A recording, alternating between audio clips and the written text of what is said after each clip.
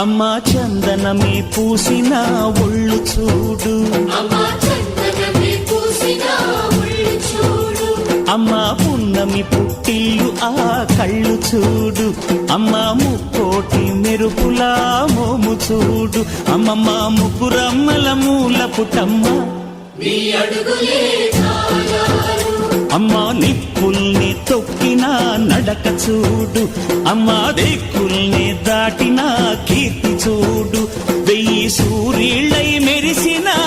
శక్తిని చూడు, మనుషుల్లో దేవుడి భక్తుని చూడు.